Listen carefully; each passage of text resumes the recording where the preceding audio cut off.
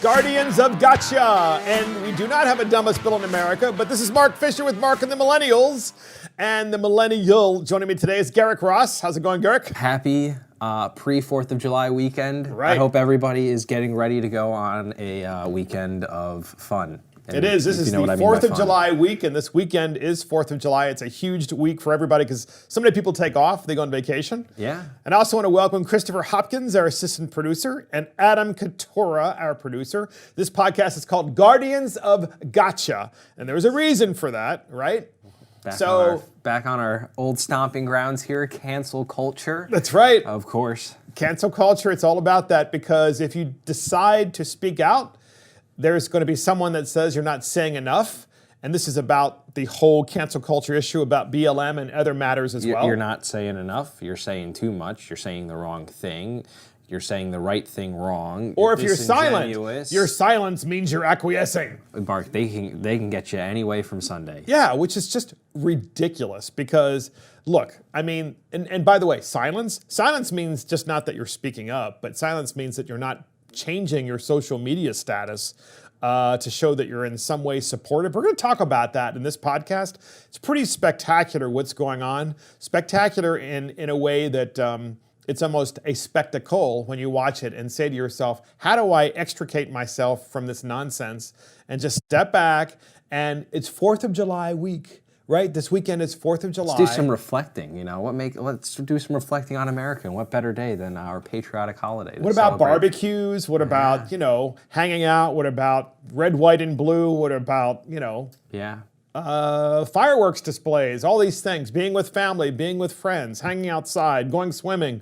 All the good stuff. All the Americana stuff that makes this place so wonderful. Yeah. And the reason we're talking about this is because we have a country that is in this soft civil war, but now we have corporations who are trying to co-opt their employees, which, by the way, is clearly against the law for a corporation to co-opt employees and say, we want you to change your social media status so that everybody knows that we, this corporation, supports a certain movement over other movements without even understanding completely and fully what the movement actually stands for. Because I'm sorry, I've talked to 10 different people, and including watching TV and hearing various BLM activists speak, and I hear all different kinds of viewpoints as to what they're trying to achieve. Yeah. And some of their achievements, quite frankly, like eliminating private property rights, these are Marxist.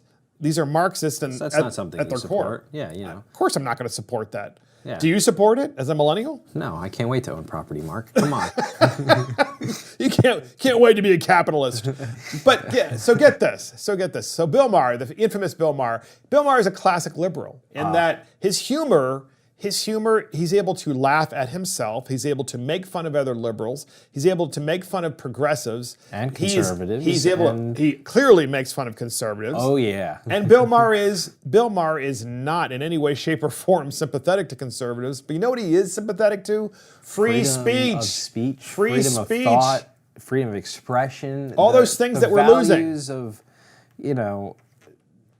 everybody having a good time, articulating properly and discussing with each other, like, what is the issue? How can we solve it? Are there different, like you said, Mark, you've heard 10 different explanations of what the end goal is. And I don't, people all are going to disagree with them, but just because you agree with the first 6 solutions and not the back 4 doesn't mean that you're, wrong. Exactly. Or that you're anti-black, yeah. or what have you, but this is no kidding. Literally, there was a gentleman on TV, and he said, yes, one of the things we want to do is we want to make it right with property by redistributing property. I'm like, yeah, how did that go in North Korea, in the Soviet Union, in Venezuela, in Cuba? How did that work out for them? Did not work out very well, and everybody knows this, but the fact of the matter is apparently your generation, there's this whole generation of people, primarily millennials, who, and not exclusively, okay, No. But a lot of really privileged white millennials who think that this is a good idea.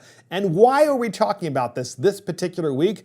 Not just because it's at front and center in the news, but because this is the week that we're going to be supporting and celebrating the 4th of July, our country's independence from tyranny. Yes. All right, from tyranny. Back when the United States didn't have ultimate sovereign property rights. Talking about the elimination of private property. I mean, we founded this country off the belief that we could be independent from a monarchy who had oppressive control of everything we did. Yes, including free speech, including the right of private property, including, just go down the list, right? And the same list that we fought against against Great Britain, of course, some of these individuals in the BLM movement, not all, but certainly Antifa and BLM, not all these individuals, but so many of them, certainly the radical elements of them, want to reinstate, and I don't know, this is just really scary to me. Thoughts about this?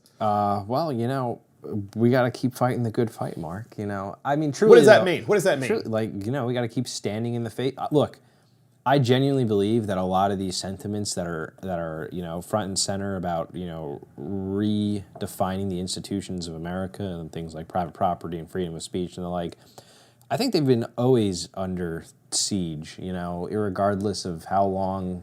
Private property rights are under siege? I just mean generally. Not in my lifetime. You really think so? I think. I think it's the opposite. What I see is people fighting up against government with over taxation of real property. And if that's what you mean by it, then okay, then I would agree, okay? Because I routinely talk to neighbors and friends who say, how is it possible that I've paid off my property? I've worked my entire life for 30 years and I've spent 30 years paying mortgage payments. I've paid off my property. Why is it that I still have to pay these exorbitant property taxes? Why is it that property taxes remain so high and always are getting higher?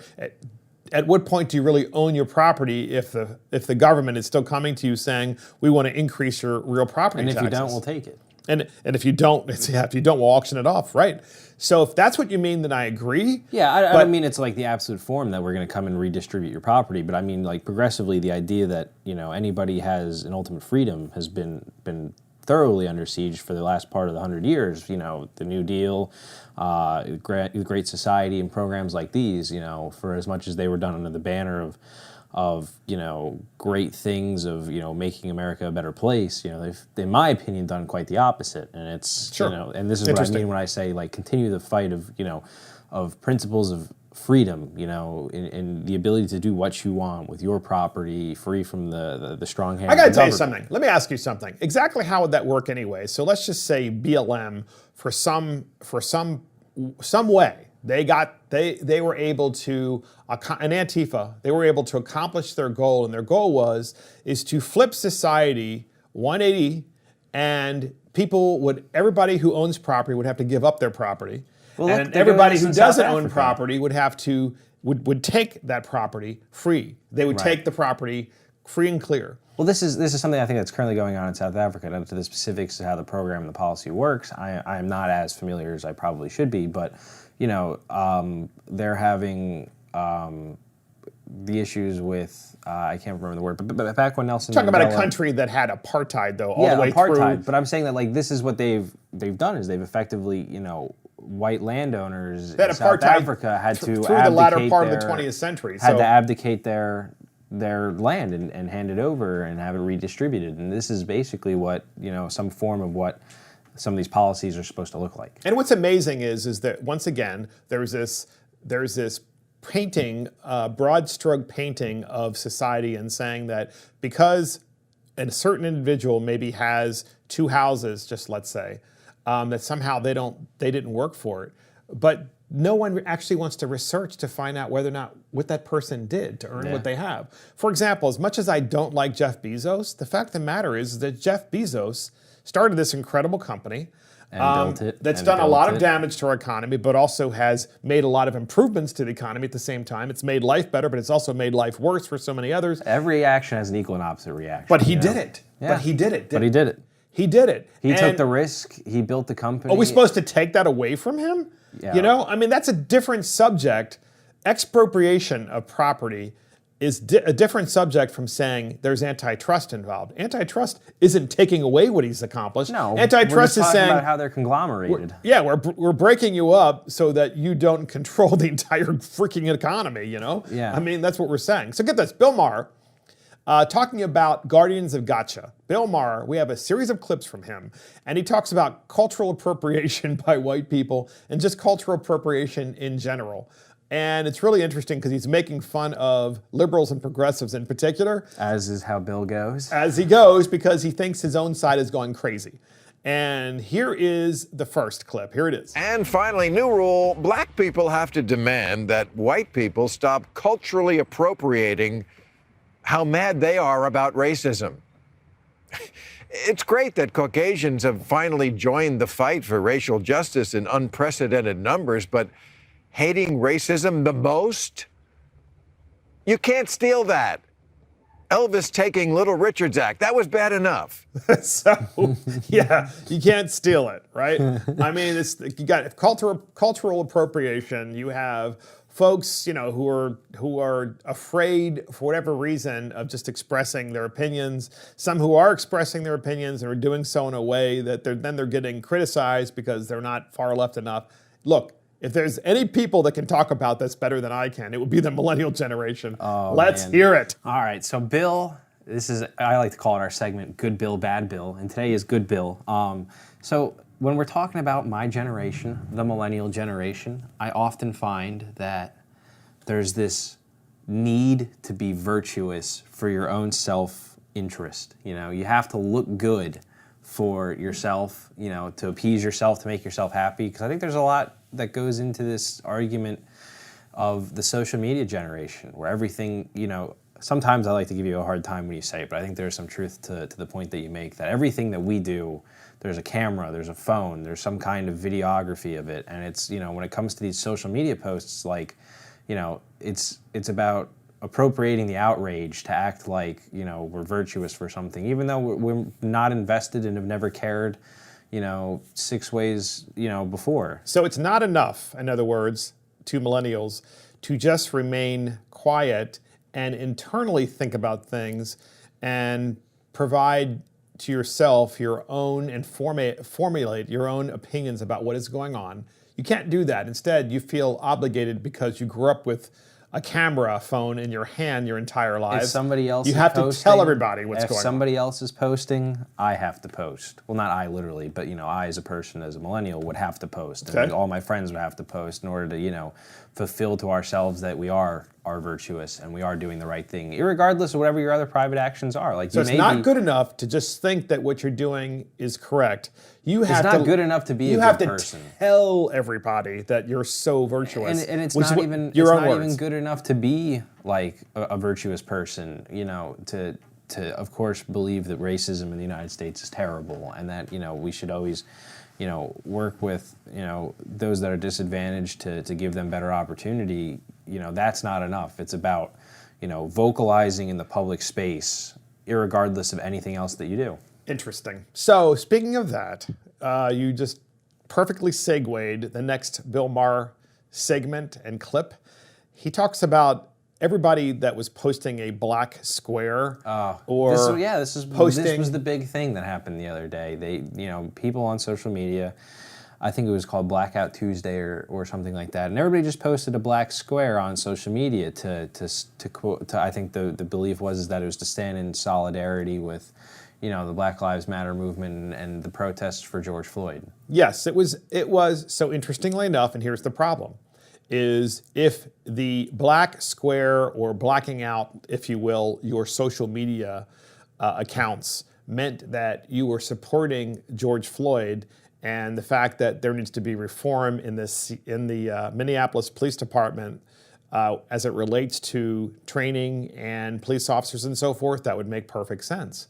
But the problem is that no one really knows, at least that I've talked to, what that black square or blacking out your social media really fully means, because if it also means that you're supporting BLM, well, the problem is that there are huge elements of BLM that believe in the fact that there should be, as we talked about, property redistribution, that there should be reparations, or that there should be no police, or that there should be no private ownership of anything, or that we should tear down the government and burn everything down and tear down all statues and then rebuild from there. I'm sorry, that's not something that I want to do. And even Bill Maher talks about this. Bill Maher being definitely a classic liberal. We have a clip on this, and here it is. A few weeks ago, when everyone was posting a black square on Instagram, BuzzFeed wrote, "Influencers, it's a privilege to post a black square and then go back to your usual content." As opposed to what? Abandoning your life and just posting a black square every day? People got called out for not posting the square, then for just posting it without speaking out, and then for posting it and speaking out, but not voicing their support in the exact way that was said in the new decoder ring. They were helping wrong. Yeah, so they were helping wrong. Right down your alley, Mr. Millennial. It's funny because I saw some of that too. It was like, there was people who, pride themselves on being activists, and, I saw a lot of my friends. So I guess in disclosure, I didn't post anything. I generally don't post on social media anyway. It's just like, I use it to read and read articles and things like that. It's not my forte to post. But I saw a lot of my friends, from high school and college and the like, they posted the thing. And I saw some people like put, other posts out saying, I see all of you who post the square but then don't do anything else the rest of the time. And it's, to me, it's like, and Bill says it, it's like, well, what else am I supposed to do? It's like this, fake litmus test. It is fake. That you have to do, this action followed by a series of other actions in order to be properly virtuous in the area of race relations. And it's just, I just don't see how that's, so you black out your social media. Cause, So you black out your social media, and then you're considered virtuous. But then in your private life, let's just say you do things that are completely awful. Maybe not even racist things, right? Maybe you just do things in your everyday life. You're just a jerk. That are awful. You could just be a jerk, right? But the rest of the world sees you as virtuous because of that what you are posting, that one post. And see, this is the superficiality that drives me crazy, honestly, with millennials. Yeah. Because I don't want to pick on just millennials, because we have lots of people across the country who have decided to also black out their social media posts. Looking at you, Gen X. Say again? Gen X. In between us millennials Gen X. and you boomers is Generation X. Yes, right. So, and they're doing it as well. Gen Z, I have no doubt that others are doing this. But the fact of the matter is does that make you super virtuous, as you indicated, or does what matters to me as a boomer, and I think boomers would agree, is how you conduct yourself in your everyday life? And I'm not really sure that translates. And my thing is as somebody who really frequently exists in the policy space and works in that field and sees how it all works, it's like when I see these posts on Facebook and Instagram, Twitter, and the like, to me they just don't do anything, because I know how change is made, and change is made in the halls of your legislature, and this post doesn't do anything for that. It's like, if you guys want change and you want, reform, go to your legislative office, advocate for a bill, go to your town council and have them reform the way that they do their policing. I mean, look at a lot of these issues of policing. Who controls those policies? It's the mayors of the cities and the towns, and it's the local municipal government. It's not the posts of Instagram that make change. And the problem is that the actions of a few individuals, it was translated to all of society. Somehow that happened overnight, right? First it was a few policemen, then it was all policemen, then it was some statues, then it was all statues, then it was some parts of the United States, then it was all the United States, then it was the United States itself. That's when you know you're dealing with an element, and I'm sorry, that's why I clearly cannot stand here or sit here and support BLM and say, oh yeah, this is a wonderful organization, which is why I would never put out a blackout post, if you will, on my social media, because I don't know what they stand for. You don't know what you're endorsing. And you don't, and that's dangerous. That's dangerous. It's no different, Garrick, than when you support a candidate who's running for office, and the candidate that you're supporting, you just only know one issue that the candidate supports, and that is the candidate says, oh, well, I'm for lower taxes. And you're just like, wow, that's a great issue. I support you. What if the candidate has a whole bunch of other issues that you find so incredibly objectionable, but he doesn't tell you about them, right? Wow. This is BLM right now. It's like, well, you have to support us because we're black.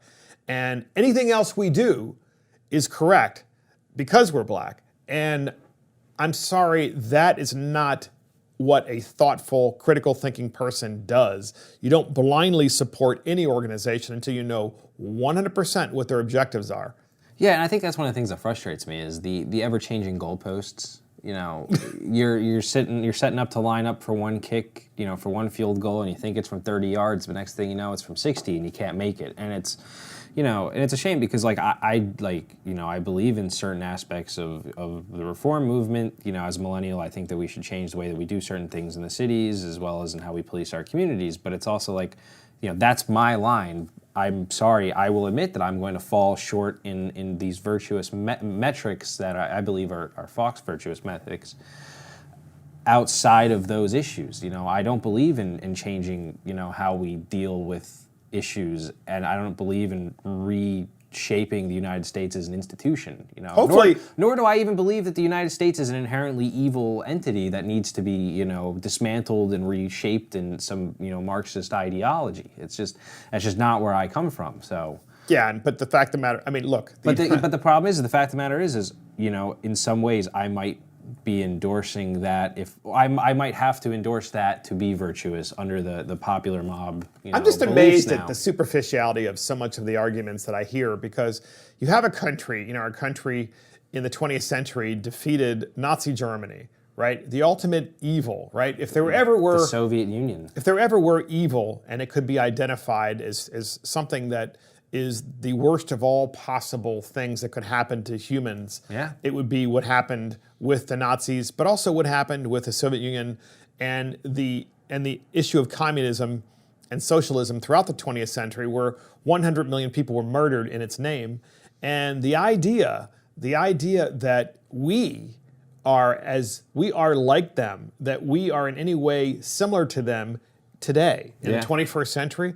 And this is what I don't understand. Is outstanding. And you talk to these individuals, none of them studied history. They don't understand history. Or if they do, it's this is about political power. To me, I see it as some convoluted, you know, writing of history that I don't think is based in reality, you know. They're trying to, this is about political power, gaining political power. This is about overturning the United States and then remaking it however they want to make it. But obviously, they're going to be king, right? Yeah. There's no doubt about it. By they, I'm talking about some of these individuals at Antifa, and I want to make this very clear to the people out there in podcast land. I'm talking about white progressives and the so-called Antifa folks, as well as the folks who believe in no government, but it's all a ruse for creating a government that would be a tyrannical government, as well as some members of the BLM movement who are super radical and believe that the United States of America should be completely abolished. And we should start all over and redistribute property just like they did in the Soviet Union. Like, look, do I believe that everything the United States has ever done at all the time throughout history has been great? No. I mean, like any other human being, everything we do is in some ways flawed. You know, we do wrong things. We make the wrong choices. And in some cases, they've been evil. You know, the institution of slavery in the United States, I believe, was truly an evil point in American history. But it is something that we fought a civil war over, and we spent the next 100 years. Enormous progress has been made. On race relations. Enormous progress has been made, and progress is made every day. Look, I live in Maryland, and the richest black community on the face of the planet is in Prince George's County, Maryland. Right next door to your district, yeah. And it's right next door to my district. And I got to tell you, it's the richest black community on the face of the planet. It's right in the state of Maryland. And many of these individuals, the reason why they're wealthy is because some have small businesses. Others work for the federal government. You have a husband and a wife who work for the federal government. They're pulling in $250,000 a year between the two of them, at least. They have amazing benefits. They live in beautiful homes. And so enormous progress has been made. I see it firsthand. And the idea that we would have anyone, certainly in this state, let alone any other state in the country, say, well, no progress has been made. We're exactly where we were at the nation's founding. You would have to be a new kind of stupid to think that that's true. Yeah, I would agree with you. So get this. So Bill Maher, so we have another clip from him. This is about the Mayor Schaaf of Oakland, California. Oh boy. who tries to find racism where racism it isn't. Very clearly isn't. Exist. Kind of like that gentleman from NASCAR, right? Who he's the only black NASCAR driver who allegedly found a noose in his garage when in fact all it was a rope pull handle, which every single garage had in NASCAR, which you would use to open the garage door. In fact, I had one of these at one point in my house many years ago. And I'm not sure why they use those and not garage door I have no idea, not regular garage door openers. But in this particular case in Oakland, California, you have to listen to this clip to believe it because he makes fun of the mayor. And it's right down the alleys of the Guardians of Gotcha, the name of this podcast. And here's the clip. Victor Sengby is an Oakland resident who put up small loops for footholds on trees in a local park for exercise and games. He says, out of the dozens and hundreds and thousands of people that have walked by, no one, has thought that it looked anywhere close to a noose. but Oakland's mayor, Libby Schaaf, wasn't going to let all that cheat her out of a chance to signal her virtue. She said these incidents will be investigated as a hate crime. Why is this white woman seeing racism where a black man isn't? The mayor also said intentions don't matter, but they do matter. And white people need to stop trying to cancel other white people whose heart is in the right place, but don't get it exactly right on the first try. So this guy, Victor, he is a person who likes to exercise. So there's a park in Oakland, California. Victor decides to put up ropes with handles on them. And I guess if you looked at those ropes, you could use them to do pull-ups. You could use them to do all kinds of acrobatics, right? So the whole purpose of them was to do exercise. And what the problem is that an individual came by and said, wow, that's not, a rope that you can do pull-ups with. That's a noose. And so therefore, its whole purpose being there in the park to have two handles, not one, but two. There are two nooses. You can go and someone's going to go to the park and think that obviously there is a racist tinge inside of Oakland, California. And the mayor is a complete idiot because the mayor, even after having been told by Victor, who's by the way black, who put them there, because he wanted to exercise and make more exercise available for other people in Oakland, California at that particular park. The mayor of California said, well, it doesn't matter that it was a black guy that put them there. It doesn't matter that his intentions were to put them there for the purposes of exercise. What matters is not intentions. What matters is it looks like a noose, although it is a noose. My favorite part from that clip is where Bill goes, yeah, and she was not going to be robbed of her chance to be virtuous. I was just like, yeah, it's so spot on. She doesn't care. She just saw it and was like, oh, here we go. This is my chance to be woke. And she went full woke, even though, the common sense and Occam's razor tell us that, it really was just a guy who wanted to work out and, allow other people in his community to work out, especially when there's no gyms open because there's a pandemic going on. So go figure. That's Oakland, a great point. Great mayor. Great point, by the way. No gyms open. In fact, gyms still aren't open in many states. And even if they are open, do you really want to go to a gym right now? That's a great point. Because people are not just exercising in the gym, they're sweating and they're breathing very hard because they are exercising. And what better way to get coronavirus than to be in a place that's closed, condensed with and people are sweating and they're stuff all up coughing in and the they're air, and they're breathing heavily. Makes perfect sense. So this guy puts it outside in Oakland, California. He puts these two, hand rope things. And it didn't even look like a noose. It was literally, he just tied like a 4-in-hand knot and threw it up on the tree, and it's up. It's just, there was no semblance of what people wanted it to be. But man, screw that. We're going for the narrative. Bill de Blasio is still the dumbest mayor in America, but Mayor Schaaf of Oakland, California, she's coming right for him. She's really coming for his job as the dumbest mayor in America.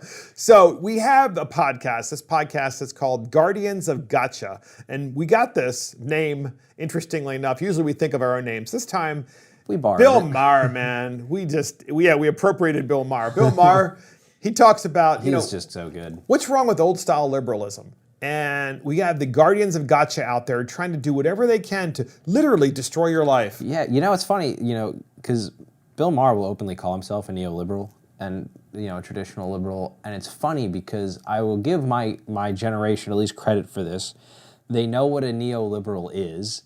However, my generation... For our podcast listeners, what is a neoliberal? Oh, he's just the traditional bastions of freedom. You believe in freedom of speech. It's an old style liberal, Yeah. someone who still believes in free speech even when they don't agree with Yeah. the free speech, Yeah. unlike the cancel culture today of liberals, Yeah, progressives. that's the one segment. That's the That's the important difference. segment to get out of it, and especially when we're pertaining to Bill Maher. And this is the neoliberal movement that was born on UC Berkeley that I've talked about a couple times on this podcast, where people Yep. were having the freedom of speech movements and things like that.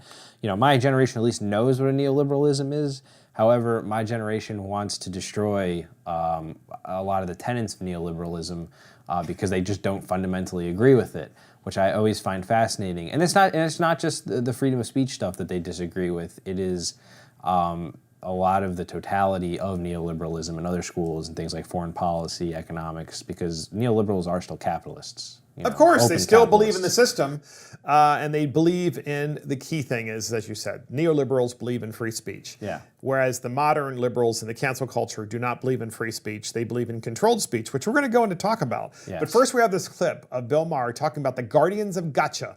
Here's the clip. I worry that the kind of tension that the guardians of gotcha are creating is going to make people afraid to mingle at all and thrust us back towards a resegregation of sorts, where instead of just seeing a person and not a color, now we're only seeing color.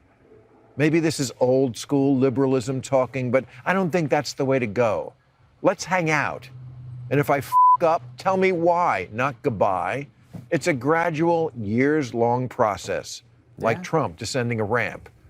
But things are better when the races get together, like when rappers sample Steely Dan. So there you go. So Bill Maher has a really great point here. He's saying that when you have the guardians of gotcha, it actually might have the opposite effect, whereby people decide not to integrate, to not stratify. even find friends who are black or try to do business. I have a great example.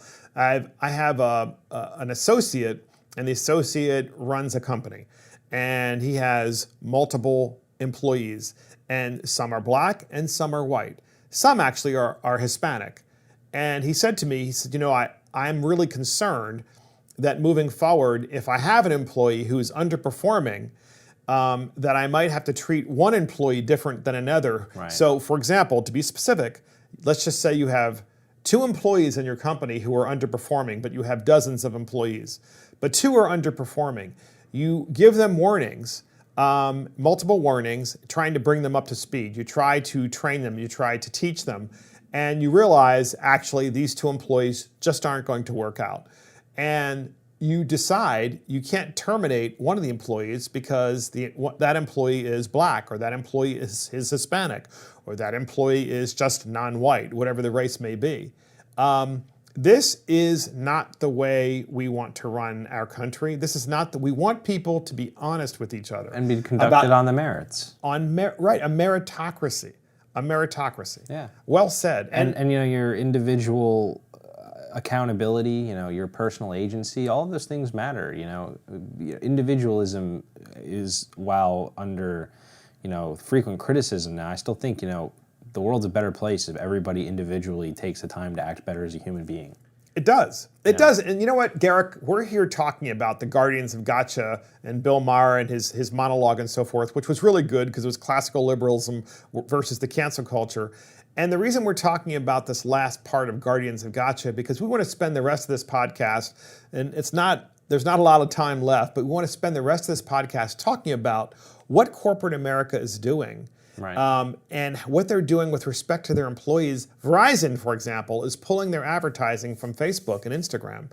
And corporate America, at the same time, they're asking their employees to change their social media status to a black circle or a black rectangle or a black square, or whatever the case may be. Here's what's dangerous about this. Doesn't matter what you think about BLM. Doesn't matter right now what you think about Antifa. A company cannot tell you How you have to dictate what you do with your private social media account. Yeah, They can't tell you. It's not fair. And by the way, even if it's your LinkedIn account, and it still belongs to you. Yeah. So do you have a separate social media account for your company? Your company might have it, but do you have hi, I'm Mark Fisher. Here's my Mark Fisher personal account, but here's my Mark Fisher because I work for Pepsi account, a social media account. No, you just have Mark Fisher. Hey, I work for Pepsi, which I don't, by the way, podcast listeners. But you just you put all this information down. You don't have separate accounts. So how in the heck can Pepsi tell me or shame me into trying to change my status? Has this happened to you, or do you know someone this has happened to, who is a millennial? I'm fortunate. I've worked for people who have never had to make me be, blatantly, political on a certain issue in the public space like that. Because it's none of their business. Because it's none of their business. I think what you do in your private life is your own prerogative. And look, I think you can.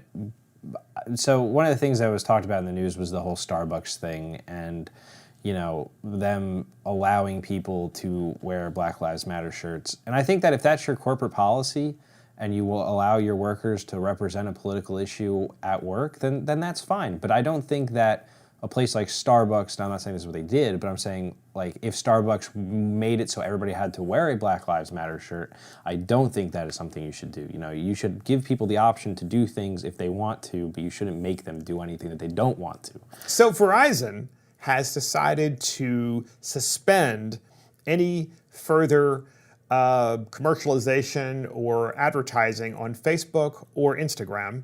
Unilever has decided no more Instagram or Facebook or Twitter advertising. Other companies, didn't you say Coca-Cola? Coca-Cola was a big one, yeah. Ben & Jerry's, they're in their overpriced ice cream. Hershey's company, off the top of my head, those are the big ones. And think about this. So first we have the companies telling you, we want you to black out your social media account.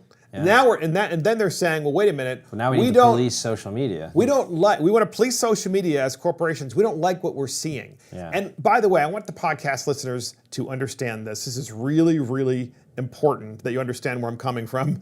Is if you go on Facebook and you see something that is fundamentally wrong that you disagree with, right? And that thing that you're disagreeing with is about any subject whatsoever. It could be about the Holocaust, it could be about any subject, right? Yeah. We have free speech. Yeah. Okay? The chances are that you're probably correct, but how do you learn in society by trying to control every aspect of speech? Yeah. And these corporations are basically saying to Facebook, nothing objectionable as we define it, these corporations define it, can be said. And oh, by the way, we're also at the same time going to control what our employees post on their social media as well, and then we're also going to tell them what to post. Yeah. So it used to be, since a lot of these are opinions. We're talking about opinionated posts. Forums and people's opinions about politics and the way that the world is being conducted. We're not talking about actionable threats. Like, you can never post that, you're going to commit this, crime to that person. Like that's covered, and that is perfectly reasonable speech. You're not going to go over and shoot somebody and post that on Facebook. Clearly, that's different. That is different. Yeah. We're talking about opinions. We're talking about what somebody thinks about a topic. What the big one in the thing in the news lately was the president's perception of mail-in voting in elections, and how he said that it is potentially a recipe for disaster. That's right. And he was flagged on several political Twitter flagged him. Social media websites, yes. And I think even Facebook at one point flagged him, saying that this is the truth about mail-in voting. As if they would know. As if they were. As if the little snowflakes who worked for Facebook would even know. Of this opinion, and to me, it's like you can discuss the merits of mail-in voting and what the opinions are, but he shouldn't be flagged as incorrect because he stated an opinion on what could possibly happen if we have an all mail-in voting. Look, I am from New Jersey. I think we talk and joke about it enough on this show. That is certainly true. What exit? But one of the funny things is that if there's anything that would prove this point to be kind of right, was that in New Jersey there's currently an issue with how the mail-in voting election was being conducted. I think I saw a statistic that many states, 1 in 5 mail-in votes had to be thrown out. 2 municipal officials and elected officials at that were indicted on voter fraud charges and election fraud charges. And so, we're dealing with things like opinions, and we want to censor them because we don't agree with them. But at the end of the day, these things really are just opinions, and you can't be the arbiter of police when, or the police of this kind of speech when you see examples that do support, this claim. And I'm sure there's examples that don't support this claim. I'm sure if you have a very great SBE and all these other things that you could probably run a very good mail-in election. So get this, Verizon said, Verizon's official statement was, "We have strict content policies in place and have zero tolerance when they are breached. We take action," Verizon's chief media officer John Nitty said in a statement. "We are pausing our advertising on Facebook because it can create an unacceptable solution that makes us comfortable until they create an acceptable solution, speak Mark, that makes us comfortable and is consistent with what we've done with YouTube." Here's what and other bothers me partners. about somebody like Verizon having this kind of is because, who hosts these platforms? It's the cell phone providers. Most of my Facebook and Twitter scrolling, Mark, is done on this bad boy. I am a Verizon, user here. But, people who have these opinions that Verizon doesn't agree with and post them on Facebook, they use their service. Are you going to, examine by this logical nature that they're imposing, that because, Facebook hosts these people and they have their opinions, that Facebook should be responsible for policing them? Should Verizon then themselves be, liable for what cell provider these opinions are done on? Because they're using Verizon Internet to post these posts. That's a great point. So what I was hearing from millennials over the past couple of weeks is that they're really concerned about employer tyranny. So you could call it corporate tyranny or employer tyranny, where the employer is basically saying to them, you have to black out all of your social media accounts, even though they belong to you, not to us, the company. And we also want you to support us, the company, when it comes to all of our policies regarding politics and regarding political issues. And that's corporate tyranny. That is wrong. And I'm hoping, this is important because this is affecting millennials disproportionately. And I think millennials are trying to make sense of this, because millennials, one thing I do have to give millennials, and I don't do it often enough, is it credit, Mark? is I do think because they have grown up with social media, because they've grown up with unlimited access to the internet, they are very open-minded about things. And what they don't want is for someone to tell them what they cannot do with their own private social media accounts or with their own private searches or what have you. It's like, I'm sorry, Mr. Company or Mrs. Company, whoever you are, it's none of your business what I do with my social media account. Yeah. Look, do I think that there's a line? I think that there should be. So say you post something that's particularly inflammatory, and you say something that is outside of the guidelines. First of all, you posted on your own social media account, right? Okay, we have to qualify that. I don't think you're necessarily immune from consequences of free speech in the private sector, but I don't think that it's up to the social media company to police what you do or don't do, and I don't think it's up to the other corporations to impose their will on Facebook because they're trying to act virtuous in this moment of discourse in America. Right.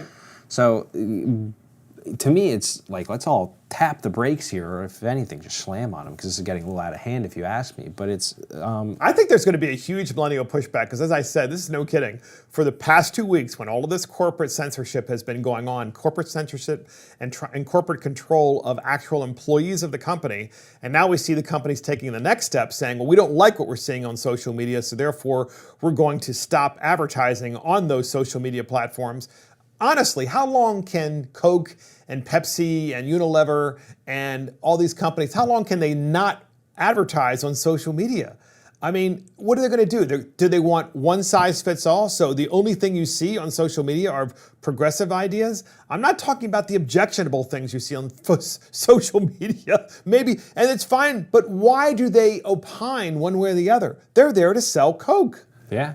They're not there to sell, or agree with what's being put there. It's supposed to be a platform. Mm-hmm. That's what happens. And Coke advertising or Verizon advertising or any company for whatever reason advertising on a social media bubble is not, or should not be construed by the general public as an endorsement of any of the ideas on that platform.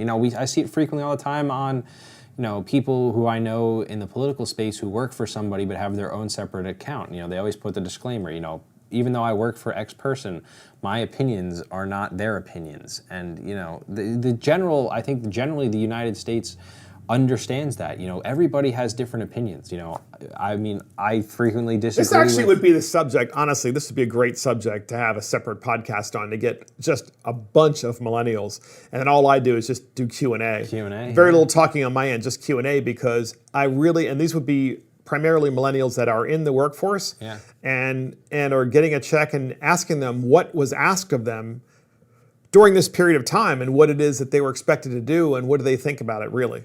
Oh, yeah, that brings a great point. You know, what are they expected to do? Check your hiring agreements. You know, your code of conduct, code of ethics, and the things at work. Yeah, go read over it a couple of times and make sure that there's nothing in there that's fishy or anything. Well, case in point, if you can't, first of all, it is correct, as we all would agree, that you shouldn't discriminate against someone in a hiring process based on their sex, based on the color of their skin. You can just go down the list, right?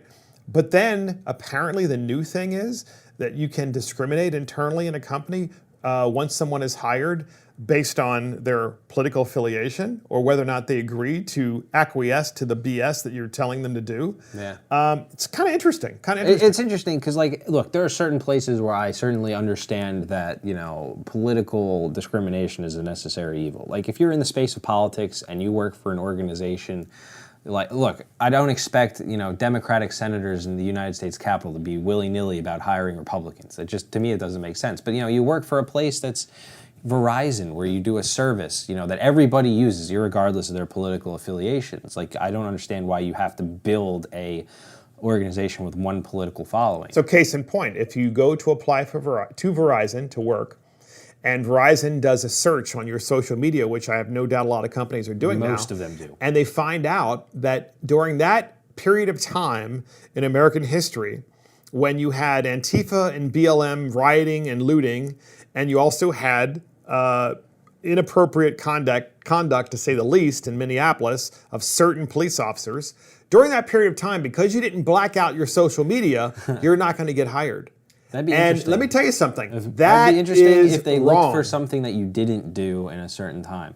You know, it's funny you mentioned that, because I believe myself and a lot of kids my age were raised with the warning from our parents that you need to be careful what you put on social media, and you need to not put things on social media that, you know, could come back to bite you when you're a grown up. Of course, especially pictures. And pictures, you know, one of the big things we preached was don't have, you know, alcohol in your pictures, and don't do this, that, or the other thing. And it's like, now it's almost like, you gotta post these things, and you gotta make the right statements at the right time, or you're not, you know, hireable. It's just always interesting how that is dangerous. Everything changes. That is dangerous, and that would make a great seriously. That would make a great podcast episode.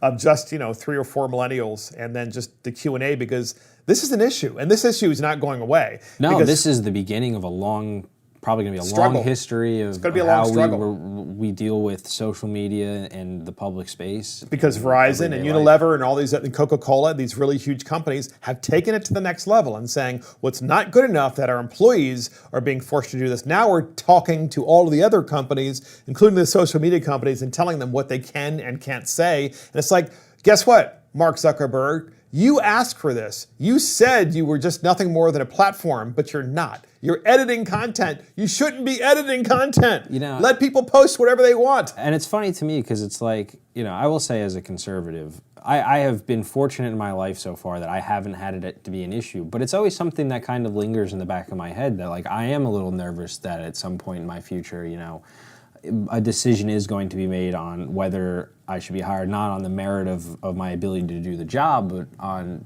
the beliefs that I have and hold in private, you know, and I don't think that's fair, you know. I don't think... It's frightening. It really is. I don't think my ability to do a job is impacted at all by how I believe the country should be governed. Yep. So get this, podcast listeners, The Simpsons, the cartoon The Simpsons, which has been around for many, many years and is very politically incorrect and very funny, have decided to stop using white actors for voiceovers of non-white characters. So because The Simpsons is obviously a cartoon, if you will, you basically you have get people, voice actors. Yeah, who voice come actors. in and they talk in an accent or in a certain way to voice the character, and yeah. And you have Harry Shearer and you have Hank Azaria. These are folks who do multiple Simpsons voiceovers. Yeah. And apparently the Simpsons producers have decided, well, from this point forward, we are only going to have white actors do the voiceovers of white characters. These aren't even real people, by the way. The characters on The Simpsons, obviously, because it's a cartoon. Yeah. And we're going to have black actors doing the voiceover of the black characters and presumably Indian voiceovers for the Indian characters, and just go down the list. And so it says here in this article, The Simpsons will no longer use white actors to voice non-white characters, according to the show's producers. Moving forward, The Simpsons will no longer have white actors voice the non-white characters, said Fox spokesman Les Eisner in a statement. Over the 3 decades, I had no idea, by the way, Simpsons been around for 30 years. Forever. The animated sitcom began. It has used white actors to play a number of non-white characters, including Harry Shearer as Dr. Julius Hibbert and Hank Azaria as Apu. So apparently that's no longer going to happen. It's kind of interesting because the takeaway from this really should be, guys, these are just cartoon characters. They're not real people. You're not dubbing over a real person's voice.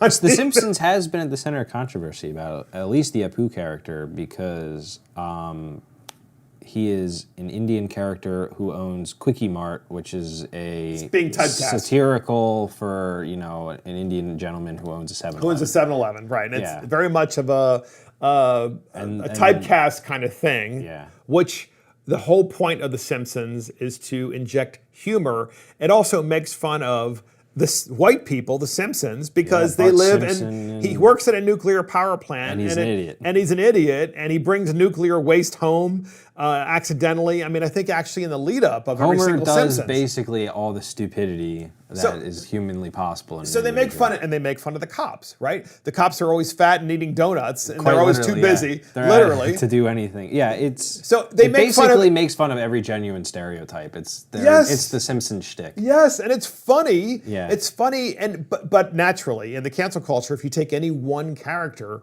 of The Simpsons, once again, not a real character, just a cartoon character, if you take them out of context and you say, well, he makes fun of this individual, and therefore that's not fair, they make fun of everybody, especially the white guy, Homer Simpson, who's a complete idiot. Yeah. Final thoughts on that? I thought it was funny because I did read an article about the typecast of Apu, and it was funny to me because when they went around and talked to actual,